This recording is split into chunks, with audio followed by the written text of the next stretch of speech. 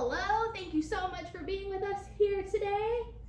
Can you state your name for us? Yes, my name is Miss Royer. All right, and what school do you teach at? I teach at Valley View Elementary. Okay, and what grade level do you teach? Kindergarten. Awesome. I have a few questions I'm going to ask you. How do you communicate with your students, parents, and colleagues? Okay, so with the parents, I communicate on an app called Blooms or Bloomsy, some people call it. And that is kind of like a texting app that you can send messages back and forth. And I also communicate through the student's agenda on a daily basis. The students, I communicate with the students like a face-to-face. I use verbal and nonverbal cues, and I also use part of our school-wide behavior plan to help communicate effectively through the lessons.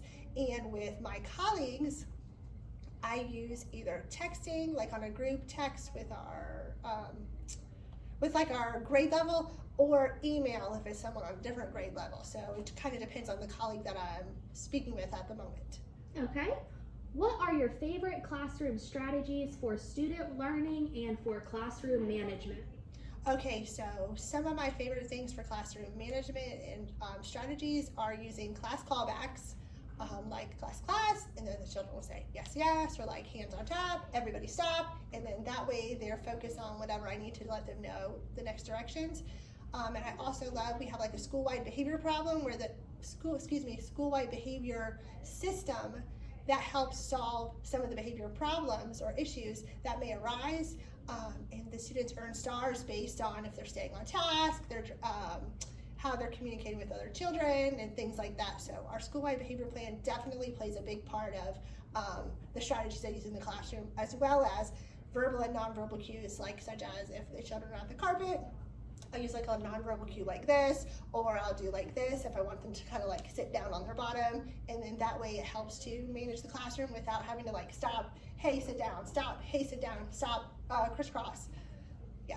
Okay, awesome. Thank you for that. Sure. What information can you provide me about the Florida System for School Improvement and Accountability? Oh yeah, that's great. Okay, so the Florida School Improvement, every school in Florida that I'm aware of has a school improvement plan. So our school has an improvement plan each year based on, they look at information from last year, information from this for the upcoming year, and they kind of like base a plan school-wide to how to, wherever they're at, to improve a little bit each year, and that also helps to keep the school staff and the whole school accountable, as well as that goes into the county level and then to the state. Okay, thank you for that. Yes. How do you align your formative and summative assessments with standards? Okay, so the formative and summative assessments. So what we do as a grade level is that we take a look at the standards, we kind of break that down a little bit into, if they needed to be in individual chunks, and then we base our formative and summative assessments based on that. So if the little chunks, we're teaching like a little piece of the standard, yes, we do assessments based on that, and then we'll do one summative assessment kind of at the end of the unit or at the end of the module, depending on ELA or math. Okay, thank you. How do you use multisensory instruction to improve student achievement?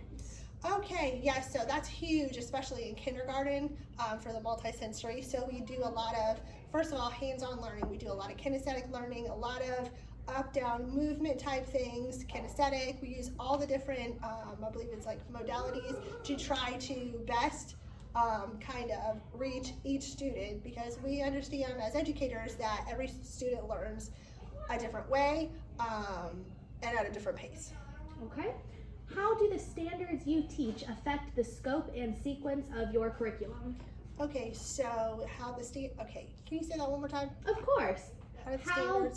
How do the standards you teach affect the scope and sequence of your curriculum? Okay, so with each of our subject areas, we have a scope and sequence, kind of like a pacing guide, and that aligns with our standards. So basically, ELA is kind of like mapped out, we have math mapped out, and then we'll map out like science, and it gives us a pace of which order is kind of like the best way or the most beneficial way to teach the order of the standards. Okay, awesome. Kind of to go a little bit along with that, to what level do the scope and sequence of your standards-based curriculum drive your instruction decisions?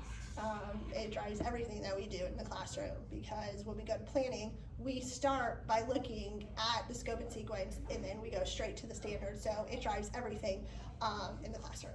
Awesome. Thank you so much for that, and I appreciate your time. You're welcome. Thanks.